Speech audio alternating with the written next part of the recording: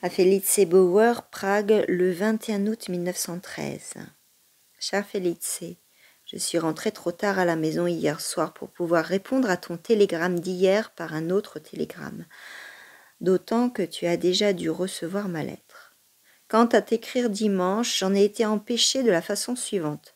Je me promenais tout seul dans les rues samedi et je me suis souvenu que, à propos de notre affaire la plus importante, ou pour le moins, quelle main incertaine ai-je aujourd'hui, non, mais je peux aussi t'écrire calmement, vois donc.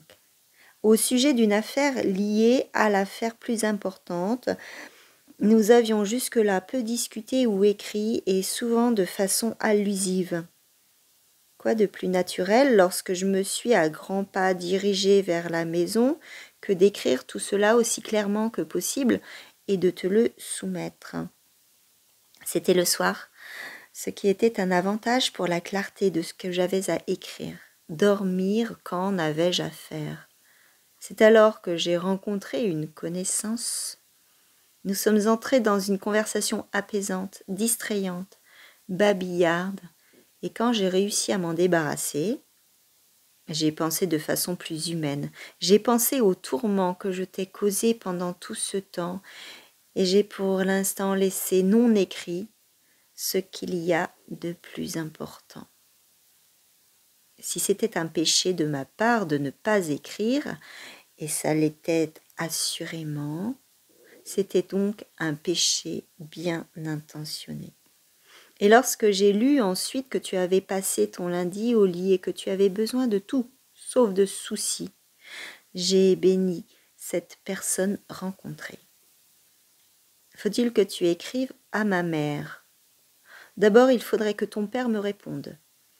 Mais si c'est bien le cas, fais ensuite ce que tu préfères, écrire à ma mère ou attendre qu'elle t'envoie une lettre.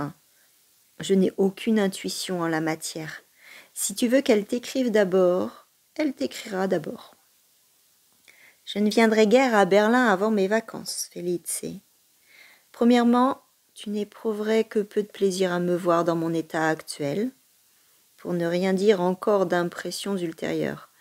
Deuxièmement, la période des fiançailles ne nous plaît ni à l'un ni à l'autre, bien qu'il y ait sans doute des divergences pour ce qui est des raisons. Il y a quelque chose de juste dans les usages nuptiaux d'Orient, où le fiancé ne découvre sa fiancée que lors du mariage. On lève le voile. Voilà donc Felice, et il se couche à ses pieds. Mais elle fait un pas en arrière tant elle est effrayée par cet homme chenu. Troisièmement, je ne voudrais pas fractionner mes vacances et il me reste à peine un seul dimanche. Voilà les raisons générales. Les approuves-tu, Franz?